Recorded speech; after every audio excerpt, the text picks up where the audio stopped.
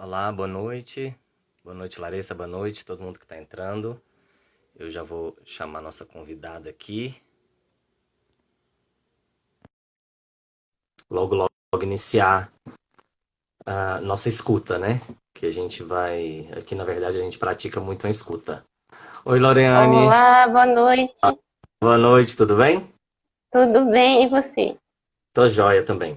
Bom, enquanto o pessoal vai entrando, inicialmente eu gostaria, né, de apresentar, já de falar o projeto, até porque como o vídeo vai ficar à disposição também, para outras pessoas, né, verem posteriormente. A nossa live feita nessa página, ela é fruto, na verdade, de um projeto de extensão coordenado por mim, vinculado ao Laboratório de Ensino e Pesquisa em História da Universidade Federal de Jataí. É um projeto que nasceu em conjunto com os alunos, né, num processo de promover publicização mesmo do conhecimento histórico, promover essa interação maior. Daí nasceu o site, Me Conta Essa História, peço às pessoas também que visitem, né? Tá aqui na bio do Instagram. Então temos o site, onde a gente também aceita contribuições para publicação, temos o ISSN, né? Então quem tiver algum texto aí quiser mandar para a gente, é só visitar o site lá. E daí também veio a página do Instagram e com a pandemia as ideias em relação às lives e essas temáticas que são assim variadas, né? De acordo com os convidados. Bom, então eu peço a todo mundo que visita a página e antes de mais nada também quero manifestar aqui o repúdio aos ataques que o professor Tiago Rangel, da Universidade Federal de Goiás, vem sofrendo desde que publicizou o estudo sobre o possível caos e colapso hospitalar que Goiás pode vivenciar nos próximos dias.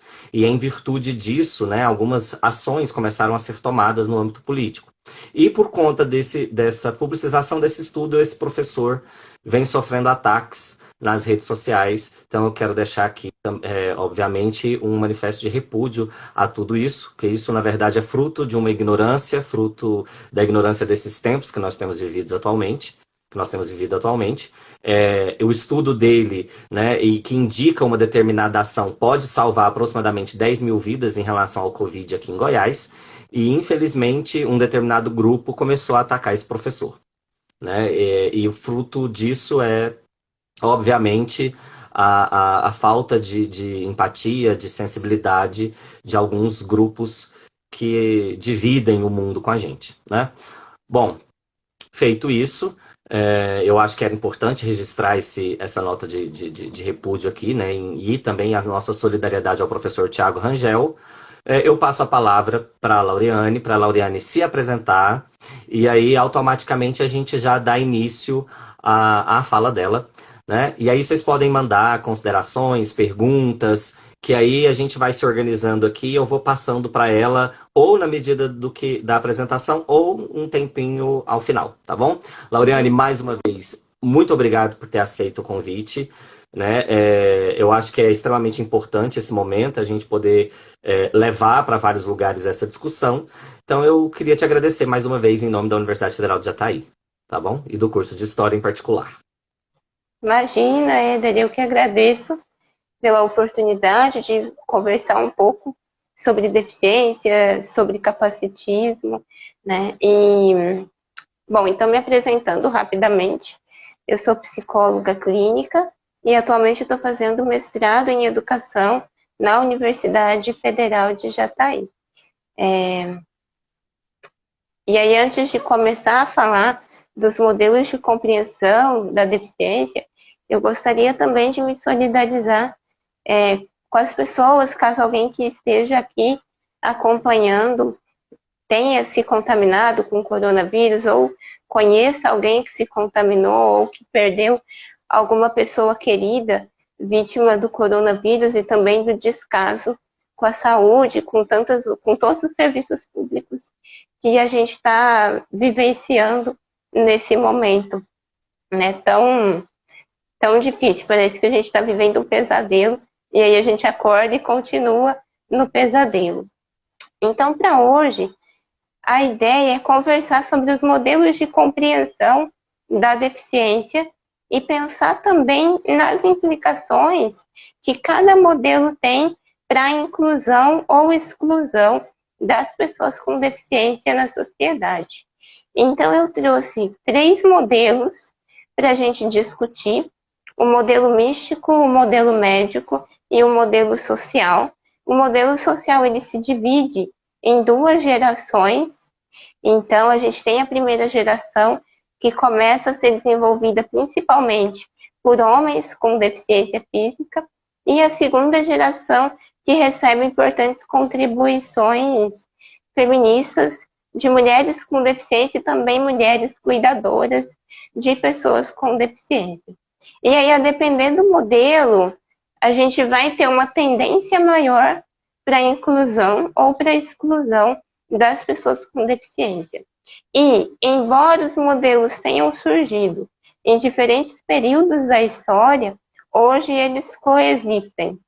E aí, então, em alguns momentos eu vou tentar trazer a retomada de alguns modelos que já era para a gente ter ultrapassado e que também nesse governo que a gente está vivendo acaba retomando um modelo que acaba mais atrapalhando na inclusão e na garantia de direitos.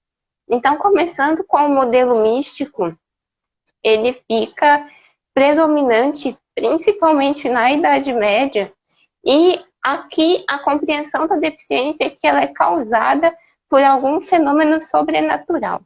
Então, nesse modelo, a deficiência seria ou fruto do pecado, se aquela família cometeu algum pecado, se aquela pessoa em outra vida cometeu algum pecado, e a deficiência vem então agora como um castigo de Deus, ou ainda poderia ser vista como fruto da ação do demônio.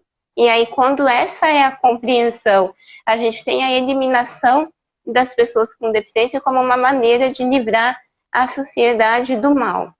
E ainda no modelo místico, né, no outro oposto, a gente tem uma visão caritativa, de que a deficiência seria uma bênção de Deus para aquela pessoa, como se o sofrimento produzido por aquela experiência fosse uma forma de elevar a alma. Então, se a gente considera que a deficiência é produto das ações do demônio, do diabo ou de bruxaria, a gente tem práticas de castigo desse corpo com deficiência ou de eliminação dessas pessoas. Quando a gente compreende que a deficiência é uma bênção de Deus, a gente tem muitas práticas caritativas, onde a pessoa com deficiência é considerada apenas um meio de rendição dos pecados para que as outras pessoas, geralmente sem deficiência, possam praticar a caridade e então conseguir um lugar no céu a partir dessas ações caritativas, né? E aí é interessante que, embora esse modelo tenha sido predominante na Idade Média, ele nos acompanhou por muito tempo e hoje ele volta, parece que de uma maneira mais acentuada. Então, quando a gente tem, por exemplo, né, no dia da posse do infelizmente presidente, um discurso em Libras, falando que essas pessoas tocam o meu coração e não sei o quê, a gente vê um alinhamento a essa perspectiva caritativa e não a uma perspectiva de garantia de direitos, né? Até porque se eu deixo essas pessoas receberem ações caritativas dos bons cristãos que vão oferecer o que elas precisam, a gente não precisa responsabilizar o Estado para a garantia de políticas públicas que garantam uma vida digna para essas pessoas, né? E aí a gente tem, então, né, um pouco depois da posse,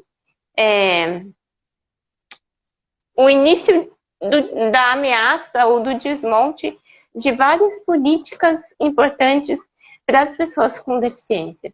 A gente tem uma mudança na Secretaria de Educação Inclusiva, a gente tem novamente um ataque à Política Nacional de Educação Especial na perspectiva da educação inclusiva, que deixaria, então, de acontecer na perspectiva da educação inclusiva, e há uma defesa das escolas especiais, então, uma volta ao modelo de segregação das crianças com deficiência e das crianças sem deficiência, há ainda a defesa da educação domiciliar para crianças com deficiência, que foi falado pouco tempo depois da posse pela ministra Damares Alves, dizendo que pais de crianças com deficiência intelectual e crianças autistas gostariam de educar os filhos em casa.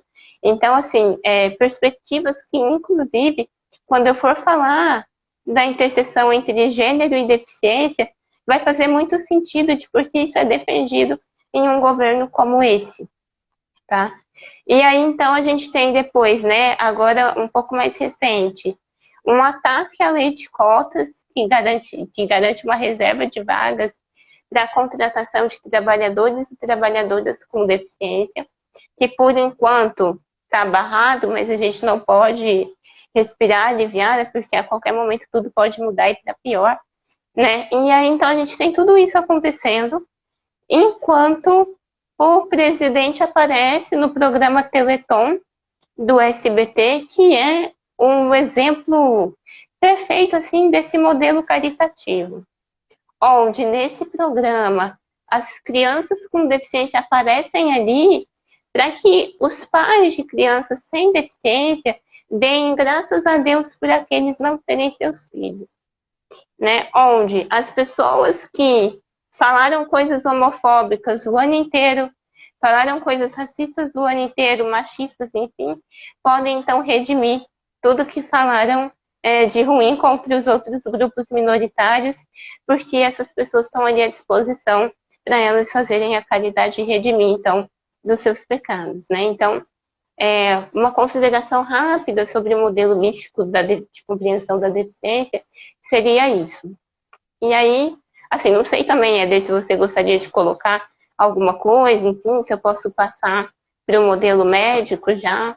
Só que eu acho que a sua fala ela é muito clara e ao mesmo tempo faz a gente, não só, acho que não só para mim, mas para quem está assistindo ou quem vai assistir esse vídeo posteriormente, né, para a gente fazer aí uma reflexão que às vezes, exatamente pela invisibilidade do tema, o que acontece? A gente não consegue entender ou compreender até onde as entranhas desse governo têm ido e de qual e o tamanho do retrocesso que a gente está vivenciando. Que a gente consegue, pela invisibilidade do tema, a gente não tem essa sensibilidade, né, de, por exemplo, trazer em discussão, e aí eu acho a sua participação aqui muito importante nesse sentido, para a gente perceber que talvez esse exemplo que você citou, principalmente o da posse, ele é o exemplo claro do tamanho do retrocesso que a gente vivenciou, de práticas que estão lá na Idade Média, mas que é um governo que dá legitimidade para isso. Sim. E que ao mesmo tempo vai lá e ao mesmo tempo que faz isso, vai lá, retira essa questão dos direitos de garantia para virar uma questão caritativa novamente, e que tem o aval, inclusive, de programas de televisão, né, de um dono de uma emissora de televisão, que eu acho a fala assim, excepcional para a gente construir aumentar, na verdade, nesse momento, a nossa percepção de retiradas de direitos. Né? Porque, por conta da invisibilidade do tema, muitas vezes a gente não para refletir sobre isso. Né? E além da invisibilidade do tema, um outro fator que eu acredito que contribui para isso é um governo que nunca escondeu o repúdio que tem a comunidade LGBT, por exemplo, a população negra, né, e as mulheres em geral. Só que a comunidade LGBT, a população negra, as mulheres enfrentam violências que são escancaradas, né? Ele falando, eu prefiro ter um filho morto do que gay, enfim, que mulher tem que ganhar menos porque engravida, são violências muito explícitas. Agora, a violência geralmente direcionada das pessoas com deficiência, justamente por estar nessa lógica da caridade, da piedade, se confunde com compaixão. Então, acaba sendo mais difícil esse grupo reconhecer que aquela prática é uma prática violenta do que os outros grupos que sofrem essa violência de uma forma mais direta, mais explícita, né? E aí a gente teve, então, infelizmente, muita gente que acreditou que era um governo que trabalharia pelas pessoas com deficiência, mas acreditou sem nenhum fundamento. Porque naquele PowerPoint que foi chamado de plano de governo, não houve uma referência às pessoas com deficiência. Não existe esse termo naquilo lá que foi chamado de plano de governo. Então, não, assim, não tinha como dizer que foi enganado, não sabia, não sei o quê. Porque justamente pela invisibilidade que você disse, ver uma possível primeira-dama que sabe Libras parece que vai dar toda a visibilidade que precisa e tudo que faltava para conseguir um espaço, enfim. Né? E aí isso atrelado ao desmonte de muitas políticas importantes. E aí, então, depois, já na Idade Moderna, esse modelo místico começa aos poucos a perder a hegemonia para o modelo médico da deficiência. Então, aqui no modelo médico, a ação do demônio, a bênção de Deus, dá espaço para explicações naturais para a deficiência. Então, isso deixa de ser colocado em destaque e começa-se a pensar, então, na variação genética, nos acidentes de trânsito, em alguma, sei lá, uma doença crônica que produziu, então, algum impedimento corporal. Então, começa a ter uma visão naturalista da deficiência, o que, comparando ao modelo anterior, representa, sim, um avanço, mas, ao mesmo tempo, produz também uma visão essencialista da deficiência. E o objetivo será, então, corrigir esse corpo com desvio e colocá-lo o mais próximo possível do corpo que é considerado norma, daquilo que é considerado padrão de normalidade. Então, eu continuo ainda com práticas de segregação, só que agora não mais nas casas santas de caridade, mas principalmente nos hospitais e nas escolas especiais, né? E aí o ponto, assim, do modelo médico é que a reabilitação do corpo com deficiência é quase que colocado como uma obrigação dessas pessoas. E que para poder conviver em sociedade, elas terão necessariamente que se submeter a essas práticas de reabilitação, porque só vão poder voltar para o convívio quando esse corpo estiver o mais próximo possível do padrão considerado normal. E aí, isso tudo, né, nos faz pensar, então, que a desigualdade em que as pessoas com deficiência vivem, pensando no menor índice de emprego formal, no menor nível de escolaridade, embora isso tenha mudado nos últimos anos no Brasil, faz a gente pensar que essa desigualdade é uma consequência natural, inerente ao corpo com impedimento. Então, a responsabilidade está inteira nessa pessoa que é uma pessoa com deficiência. E desconsidera-se toda a estrutura social em relação à ausência de oportunidades, enfim. E aí é consciente, então, dessa visão essencialista da deficiência e dessa naturalização das desigualdades experienciadas pelas pessoas com deficiência, que já na década de 60 do século passado, um grupo de homens com deficiência física que vivia no Reino Unido e estavam institucionalizados, começam a denunciar as condições precárias e subhumanas que essas instituições ditas de reabilitação ofereciam para pessoas com deficiência. E aí, um desses homens, que era inclusive sociólogo de tradição marxista, escreve uma carta de denúncia para um jornal. E aí, a partir dessa carta, outros homens também com deficiência começam a trocar esses documentos. E aí demorou muito tempo para isso acontecer, porque eles faziam tudo isso em troca de cartas, trocando cartas mesmo. E aí eles começam, então, juntos, a formular um modelo social da deficiência. E aí eles se inspiram, então, nos estudos de gênero, que já tinha começado a formular que a desigualdade experimentada pelas mulheres não se deve às diferenças biológicas dos homens, mas sim à maneira como homens e mulheres são socializados desde muito pequenos.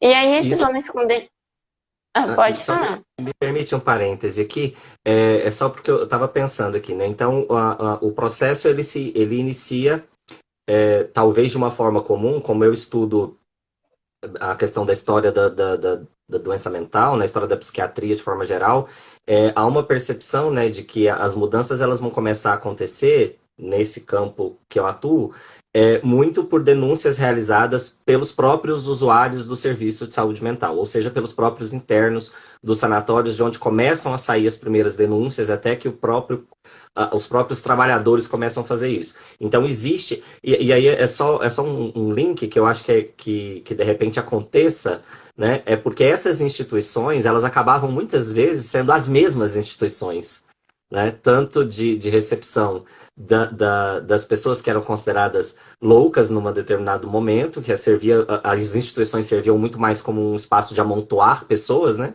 Então, ao mesmo tempo, também serviam para as pessoas com deficiência serem amontoadas também, e sem tratamento algum, que eu acho que é fruto. Tem um livro, não sei se você conhece, do Roberto Machado, se não me engano, Cada Nação da Norma, né?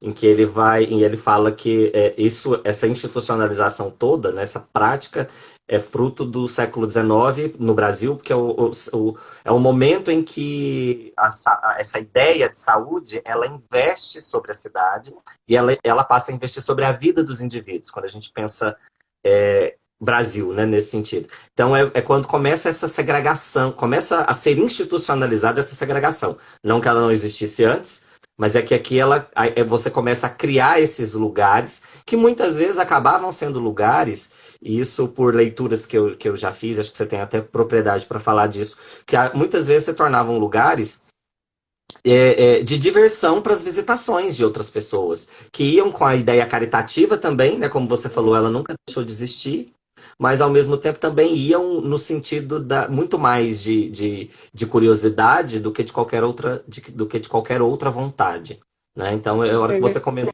eu lembrei dessa questão do século XIX.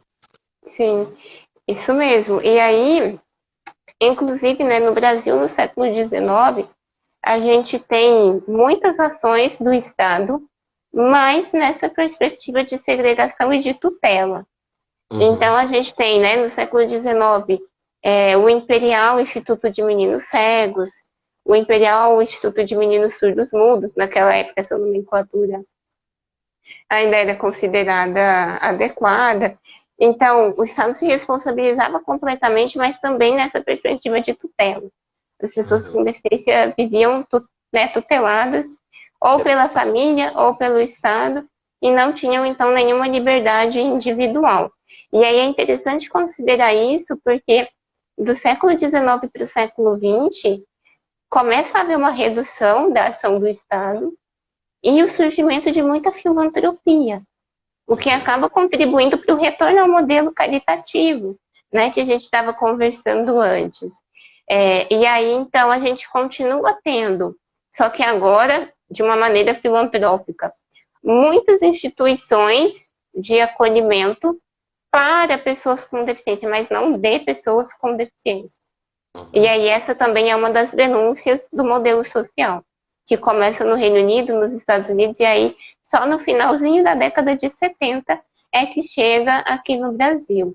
Então, esses teóricos começam a denunciar que a exclusão ou a desigualdade experimentada pelas pessoas com deficiência não é uma consequência natural de um corpo com impedimento, mas é fruto desse corpo com impedimento em relação a uma sociedade opressora, a uma sociedade pouco sensível à diversidade corporal humana.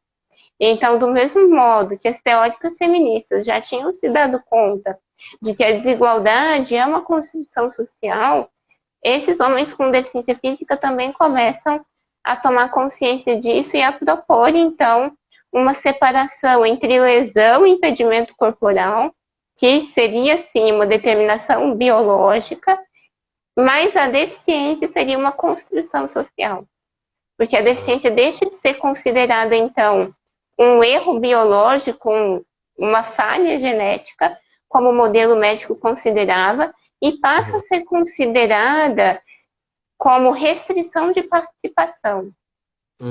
E para pensar em restrição de participação, ou na eliminação da restrição de participação, a gente precisa pensar numa mudança da estrutura social, numa mudança da organização do trabalho, inclusive. E aí a crítica central desses teóricos, até por terem uma tradição marxista, começa a ser, então, o capitalismo. Eles vão dizer que é o sistema capitalista o responsável pela exclusão das pessoas com deficiência, porque o sistema capitalista visa lucro. E quando esse sistema, então, visa lucro, ele lê um corpo com deficiência como menos produtivo do que um corpo sem deficiência. E aí, produtivo, né, seria, então, a produção de lucro de mais-valia que os trabalhadores poderiam produzir. E aí eles dizem, então, começam a defender que, mesmo que uma pessoa com deficiência produza tanto quanto uma pessoa sem deficiência, o fato de um empregador, uma empregadora, ter que fazer mudanças na empresa para torná-la acessível, já diminui o lucro que esse patrão, essa patroa vai receber.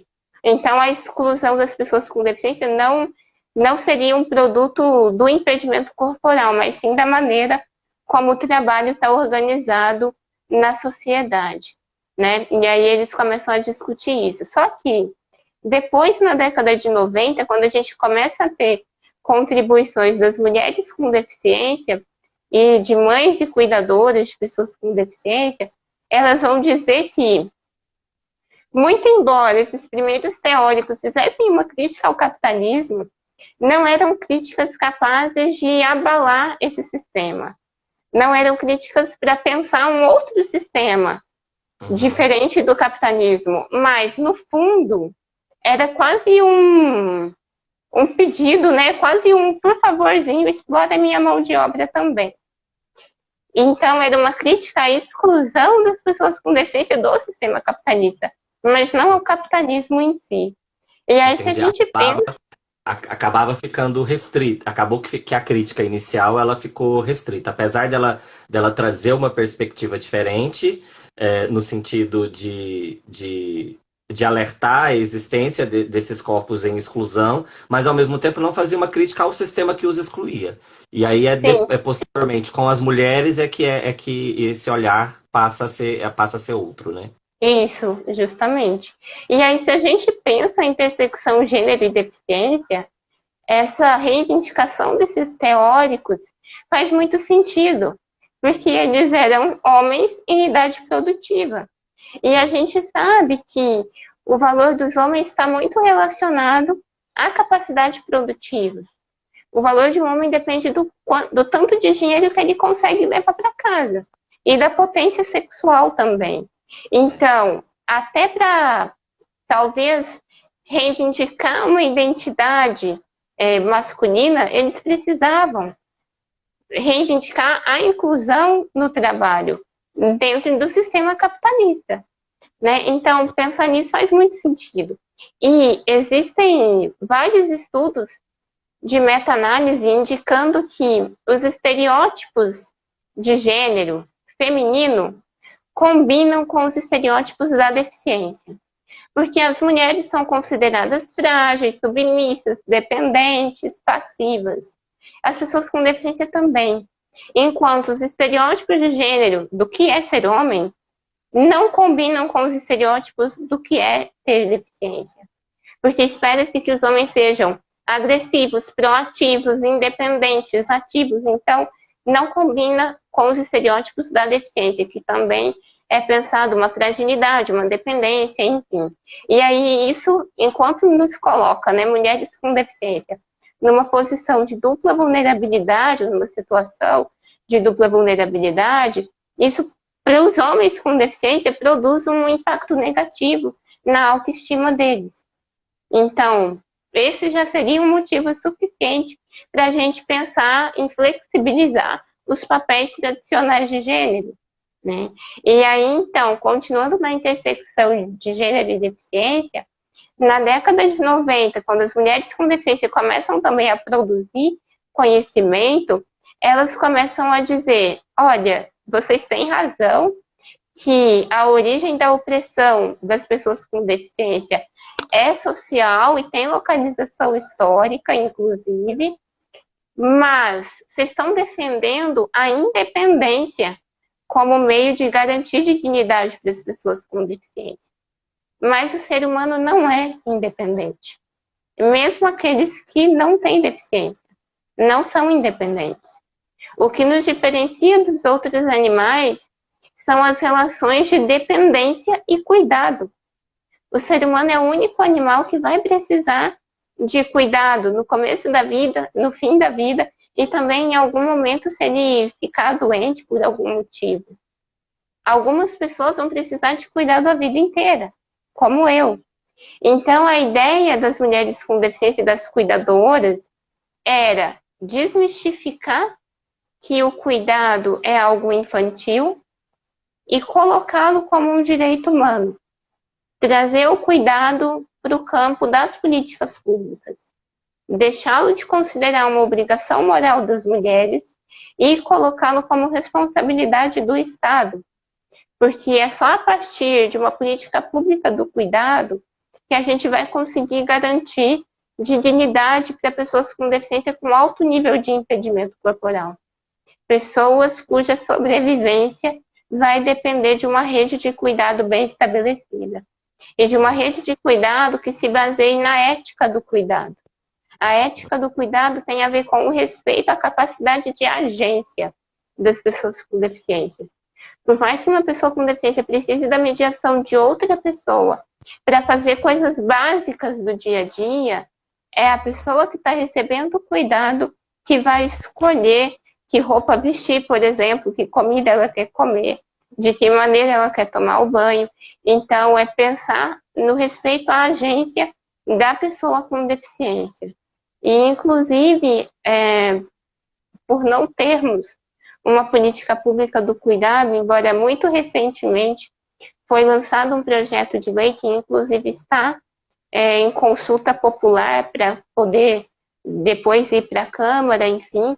Eu posso te mandar o link para você disponibilizar depois, para o pessoal votar para nos ajudar. É um projeto de lei escrito por deputados de um partido de esquerda. E faz muito sentido que seja assim, porque partidos que representam a manutenção da ordem como as coisas estão, não vão defender uma política pública do cuidado. Porque defender isso é justamente repensar, inclusive, o papel das mulheres na sociedade. Uhum. E o contexto que a gente está vivendo não conspira para que isso aconteça, né? Então, a gente tem uma retomada, então, um retorno ao impedimento corporal, um retorno à lesão, digamos assim, porque reconhecer isso naquele momento, e hoje também, eu concordo que seria fundamental para pensar políticas públicas de garantia da dignidade de pessoas com deficiência. E aí essas teóricas apontam ainda que existem pessoas com deficiência que o impedimento corporal é tão grave que essas pessoas jamais serão produtivas para o sistema capitalista. E mesmo não sendo produtivas, essas pessoas merecem viver com dignidade. E é nesse momento, então, que elas retomam essa ideia da interdependência como um valor humano e não mais a independência. E nesse contexto de pandemia, eu acho que fica muito explícito isso para a gente. Na pandemia, as pessoas que estavam completamente alinhadas ao padrão de normalidade sentiram que não são independentes quanto pensavam que eram. Já não podem mais ir aonde gostariam de ir. Já não podem mais fazer o que gostariam de fazer. E achavam que faziam isso de maneira independente. Mas só achavam. A sensação de independência aparecia porque antes da pandemia o sistema estava organizado tão bem para atender às necessidades das pessoas sem deficiência, que quando a gente tem as nossas necessidades todas atendidas, a gente tem sim uma sensação de independência. Mas aí quando a gente muda essa organização social, as pessoas... Voltou? Voltou. Quando a gente muda a organização social, a gente percebe então que muitas peças que estavam ali colocadas para atender a necessidade já não estão mais ali. E aí as pessoas começam então a se dar conta que não eram tão independentes quanto pensavam que eram, né? A gente também viveu isso na época. Essa questão da interdependência que você comentou é só me lembrando aqui do... Eu não me lembro agora o nome do autor. Um que fala sobre interdependência, e ele pega exatamente essa questão de que nós não percebemos isso, mas nós vivemos nesse contexto de interdependência, e a pandemia nos trouxe essa resposta, é o Gilberto Rochman. Mas eu não me lembro agora o nome do autor, que ele fala que ele além disso, ele complementa que o problema foi que nessa ideia de independência nós substituímos o conceito de comunidade pelo de sociedade. Deixamos de viver em comunidade, onde esses sujeitos têm consciência desse processo de relação, e passamos a viver então em sociedade, onde essa sociedade, dentro dessa ideia de independência, ela produz exatamente a noção que você tinha comentado, que o capitalismo alimenta, né? Você é se você produz. Se você não produz, você não é ninguém. Né? Uhum, exatamente. E você não merece nada, né? E você não merece nada. E detalhe, e como essa pessoa produz, porque existem o conceito de produção, ele é variado, né? Mas é produzir para uma determinada questão específica. Isso. E aí, então, né, a ideia, o mito do sujeito independente é uma criação do capitalismo, uma invenção do capitalismo. Né? É uma forma de explorar as pessoas e fazê-las felizes, exploradas, porque elas acham que são independentes. Né? Assim como a meritocracia também está muito relacionada a isso. E se adequa ao modelo médico, onde o sucesso das pessoas depende delas mesmas, sem considerar as oportunidades que elas tiveram ao longo da vida e sem considerar a organização da estrutura em que elas vivem, né? E aí, quando você falou do trabalho produtivo, né? O que é trabalho produtivo? Tem um teórico que, inclusive, contribuiu desde o começo do modelo social, que diz: as pessoas com deficiência estão trabalhando o tempo todo. Nós trabalhamos o tempo todo. Acontece que nós somos lidas como improdutivas porque a gente não está produzindo lucro para alguém. E porque também a gente vive uma desvalorização do trabalho intelectual, por exemplo. Embora eu saiba, né, essa divisão entre trabalho manual e intelectual, ela é muito mais didática, porque não existe essa separação na realidade, mas considerando isso. Então, a gente tem esse debate, essa discussão, e aí, então, a gente tem o surgimento do termo que foi traduzido para o Brasil como capacitismo, por uma antropóloga, Anaí Guedes de Mello, traduz o termo para o Brasil como capacitismo, e ela vai conceituar que o capacitismo é a crença ou a pressuposição da incapacidade da pessoa com deficiência. Incapacidade de ser e de fazer qualquer coisa.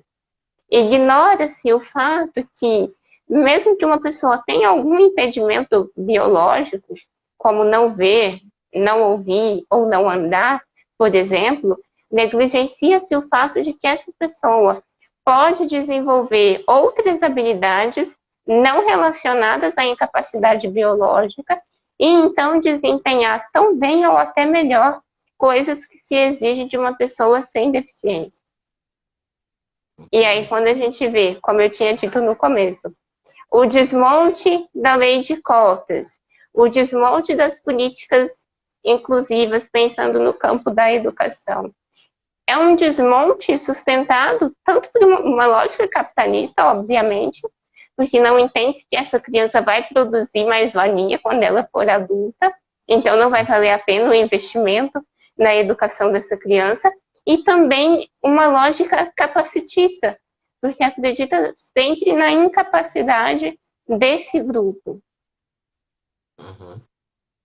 E eu acho que, inclusive, a gente tem, assim como você colocou, né, já quando você faz essa análise, e muito bem feita, a partir da posse desse, infelizmente, presidente, de que a gente retrocede aos poucos, né, à medida que vai se retirando essas políticas públicas que envolvem a educação, por exemplo, eu vejo que há uma ideia de se começar, por exemplo, aqueles discursos, mas uma medicalização da criança, por exemplo, né?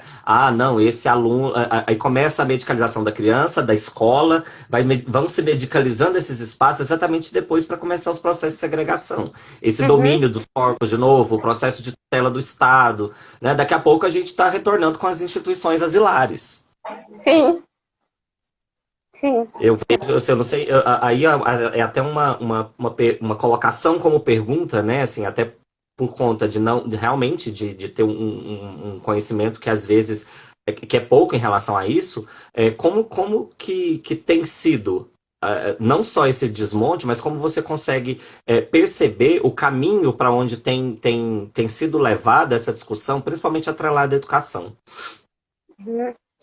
Então, primeiro que a gente já vivia vários problemas na educação, né? A diminuição de verbas, enfim, várias coisas, que inclusive se acentuou no governo Temer. Sim. Né? Inclusive, a proposta de desmonte da Política Nacional de Educação Especial na perspectiva da educação inclusiva começa no governo Temer. E aí, tá, como é que eu estou vendo, então? Primeiro, a gente tem vários problemas da educação que fica aparecendo quando a gente não analisa, por exemplo, que os problemas que os professores enfrentam, os alunos também enfrentam, ele se deve não à diversidade que existe na escola, mas sim a um financiamento pouco adequado ou nada adequado do Estado. E isso é antigo no Brasil, né? Na década de 90, a gente consente ao neoliberalismo econômico, começa um processo de reforma do Estado com o FHC, e aí o Estado passa, então, a ser um Estado gerencialista, que vai funcionar de um jeito muito próximo às empresas, e aí instituindo várias formas de competição entre as escolas públicas para competir pela verba que o Estado vai liberar, então isso também é importante considerar. Né? Então, foi arranjado de um jeito que as escolas tinham que competir entre si para ganhar verba, o que não faz o menor sentido, considerando que é um serviço público, ou pelo menos deveria ser. Né? Então, o Estado deixa de ser o responsável para garantir bem-estar social das pessoas e começa a ser um gerencialista de como o serviço público vai funcionar. Quando a gente institui essa lógica de competição entre as escolas, fica mais fácil culpar o aluno que não aprende no ritmo que eu quero do que enxergar toda a mudança estrutural que o Estado articulou de uma maneira bem sagaz para diminuir o financiamento da educação. Faz sentido? Faz, total. O que eu tô falando? Então, assim, eu começo a culpar o meu aluno, e aí, como o financiamento é pequeno, eu começo a contratar pessoas que nem ensino superior têm, então não receberão nenhum treinamento do processo de ensino-aprendizagem para trabalhar com essas crianças. Eu começo, né, aí como o Estado diminui a sua responsabilidade, e aí, por outro lado, as empresas de educação, né, as instituições privadas de educação, começam a oferecer um monte de especialização apressada. Então, eu tenho especialização para um monte de coisa. Eu pego os transtornos de aprendizagem, tem uma especialização para cada transtorno ali. E aí vendem, então, uma especialização apressada, com pouca qualidade, sem nenhuma discussão do modelo social da deficiência, só para as pessoas, para esses professores, ou nem são professores, né? Muitas vezes não são professores, mas para ter uma mão de obra pouco qualificada para entrar na esteira de produção. E é essa mão de obra pouco qualificada que vai trabalhar com os alunos com deficiência na escola. E aí depois eu continuo ocupando o aluno que não aprendeu, né? Enquanto os representantes do capitalismo estão lucrando muito com isso. Então eu não consigo pensar o debate da inclusão escolar, por exemplo, ou inclusão educacional, sem pensar em toda essa estrutura, né, que foi feita muito antes, ainda na década de 90. E aí, muito embora no governo Lula e no governo Dilma a gente tenha tido muitos avanços na legislação, acabou que foram avanços só de igualdade formal, mas não foi suficiente para produzir igualdade material. Então, a gente teve muito investimento, por exemplo, nas salas de AEE, né, o atendimento educacional especializado, que está muito mais, na minha visão, alinhado ao modelo médico do que ao modelo social de compreensão da deficiência. E aí, embora isso tenha, sim, beneficiado alunos com deficiência, toda a venda de equipamentos, né, quer dizer, a compra de equipamentos pelo Estado para distribuir para as escolas públicas, também atende ao interesse do capitalismo. Uhum. Eu acho que esse ponto, inclusive, ele é fulcral assim, na nossa discussão para pensar a atualidade, né, da situação, porque ele teoricamente avança ao pensar a escola como um lugar de todos, mas ao mesmo tempo ele mascara, e aí eu acho que é importante a sua fala hoje para a gente compreender, né, de onde vem essa questão do modelo médico de compreensão, que na verdade que já deveria ter sido superada há muito tempo. Sim. Né? E que, como está amarrado a essa estrutura capitalista de venda da educação muito mais como produto, então, na verdade, você não consegue atingir o ponto de cidadania. Você simplesmente mascara o modelo médico dentro daquilo que deveria ser ideal hoje. E, na verdade, não tem sido colocado em prática. Sim. E aí o bizarro, né? Assim, o bizarro é que, uma vez que a gente conquistou a igualdade formal, hoje era para a gente estar fazendo críticas aos governos anteriores para avançar em igualdade material. Mas a coisa hoje está tão bizarra, que a gente precisa abraçar essa democracia burguesa que a gente tem, a gente precisa abraçar a igualdade formal e defendê-la a todo custo agora, porque querem desmontar até isso, né? Então, assim, parece que realmente nos imobiliza no sentido de não podemos avançar agora, não podemos fazer críticas agora aos poucos avanços que a gente teve, porque querem nos tirar até isso, né? E aí, de novo, os desafios da educação inclusiva têm a ver porque até a maneira como a legislação foi construída estava alinhada aos interesses do capitalismo. Os direitos foram garantidos apenas das pessoas com deficiência que podem pagar por eles. Inclusive, né, o ano de 81 foi instituído pela ONU como o Ano Internacional das Pessoas com Deficiência. E aí, no momento de proclamar o ano como o Ano das Pessoas com Deficiência, a ONU se refere a esse grupo como grupo consumidor, não como um grupo, não como cidadãos, mas como um grupo consumidor. Né? Então já estava implícito ali para onde que as coisas iriam caminhar, né? Como que as coisas iam se desenrolar, digamos assim. Eu estava aqui pensando, né? Não teve um. Nossa, foi olhar as horas, faltam 10 minutos. Eu vou só fazer uma reflexão aqui num ponto da sua fala. Não fugindo do que você comentou, quando você fala sobre a intersecção de gênero, né? E você falou da questão das características da mulher que socialmente falando, se equiparavam às características que as pessoas atribuem à pessoa com deficiência, né? A questão da fragilidade e tudo mais. Eu fiquei pensando assim, quando a gente pensa na figura da mulher em si, né? O quão é pesado essa questão patriarcal, machista? Porque, por exemplo, eu, enquanto gay, no meu grupo, por exemplo, o que é que eu percebo? Eu percebo que os gays mais afeminados, que são mais equiparados à mulher, eles são, então, sofrem preconceito, inclusive, Uhum. dentro do grupo, né? Então, a condição social de ser mulher, ela é extremamente pesada nesse sentido, né? Que é visto de todos os aspectos, em todos esses âmbitos, como como dizer, como uma vida menor, vamos dizer assim, né? Como Uhum. uma, Sim. eu acho, eu fiquei, a hora que você comentou, eu falei, nossa, é muito amplo, né? Atravessa toda a nossa estrutura, não tem. É por isso que realmente, quando você disse que ia fazer sentido, né? Por que que essas políticas também não avançam quando a gente pensa nesse governo?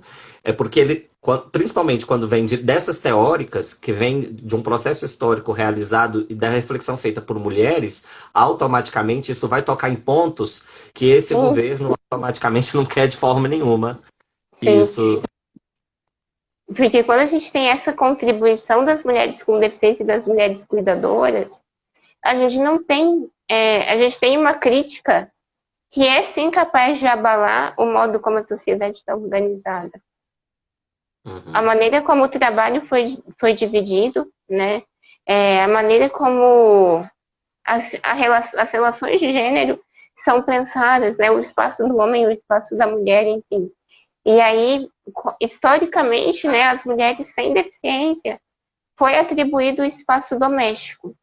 uhum, E aí, para as mulheres com deficiência, é o espaço do não lugar, nem o lugar público e nem o lugar doméstico. Justamente porque nessa cultura patriarcal, como o cuidado com as crianças é uma função vista como exclusiva das mulheres, nós mulheres com deficiência somos lidas como incapazes de exercer essa tarefa, de cuidar das crianças, de exercer a maternidade, enfim. Então a gente fica nesse espaço do não lugar, de não ter um lugar nem no âmbito privado e nem no âmbito público. E aí para discutir isso é necessário pensar numa mudança dos papéis de gênero, né? Ou talvez pensar até em desconstruir gênero. Acho que esse é o ponto. Em desconstruir gênero, e eu acho que é bem profundo, desconstruir gênero, desconstruir o conceito de trabalho, para que as pessoas entendam, né, que esse trabalho que essa ideia de trabalho que a gente vivencia, que está atrelada à ideia de cidadania, que é passada por essas questões de gênero, isso precisa. Eu acho que é o momento de refletir realmente desse processo de desconstrução que amarra as pessoas num ciclo, né? Numa produção de zonas patológicas, de espaços de inclusão e exclusão, que, que, que atualmente a gente tem repetido, que na verdade já era para ter avançado. Né? Sim. Bom, Laure, o papo tá muito bom, mas a gente pode cair daqui a alguns minutinhos. Se alguém aí tiver alguma consideração, alguma dúvida também, gente, eu confesso que eu nem olhei, deixa eu olhar aqui ver se tem alguma pergunta, alguma consideração, porque eu eu fui participando aqui com a Laureane e me esqueci de olhar. Deixa eu ver se a gente tem parabéns, parabéns, parabéns. Obrigado, gente, que todo mundo que está aqui. É, mas aí não temos aqui nenhuma consideração, nem alguma pergunta específica.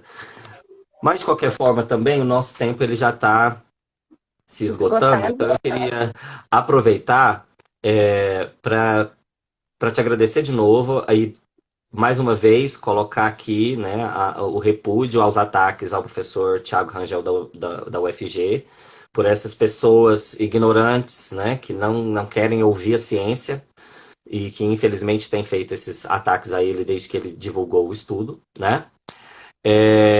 Lohane, tá tão bom por mais lives. Inclusive, a próxima questão era, Laureane, volta? Vamos marcar mais uma. Eu acho que por que eu digo isso, Auriane? Porque é um assunto que realmente é invisibilizado, e se a gente tem essa oportunidade, o canal, a ideia da criação dele, juntamente com os alunos lá na UFJ, é de realmente a gente conseguir fazer esse debate. Então, por favor, retorne, porque assim, foi uma aula para mim. Foi uma aula. Eu acho que para todo mundo que está assistindo foi sensacional. Eu aprendi muito hoje em relação a toda a sua fala, do início ao fim. Ah, fico E, feliz. e fica à vontade demais. Obrigada. Obrigada, Edro. Eu fico muito feliz. Obrigada, a Lorraine que comentou aqui, o pessoal que está ainda assistindo, né? E sim, vamos combinar, né, outros assuntos. Talvez aqui eu tentei fazer um panorama geral. De repente a gente pode escolher algo mais específico para não ficar tão corrido, né? Eu não ficar também com uma fala um pouco desconexa, tentando abordar tudo bem Não, mas eu acho que rapidamente, você foi didaticamente. ótimo, você foi didática, você caminhou assim, ó, do processo, você deu realmente uma visão geral que eu particularmente não tinha.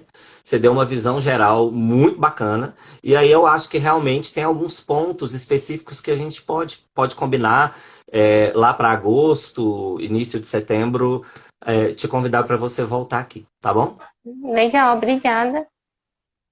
Eu que agradeço demais, agradeço a todo mundo que ficou aqui, que escolheu estar aqui com a gente até esse momento. E deixo um beijo para todo mundo. Laure, um beijo. E lá para agosto eu vou voltar a te atazanar de novo para você voltar, tá bom? Imagina, a gente vai combinando.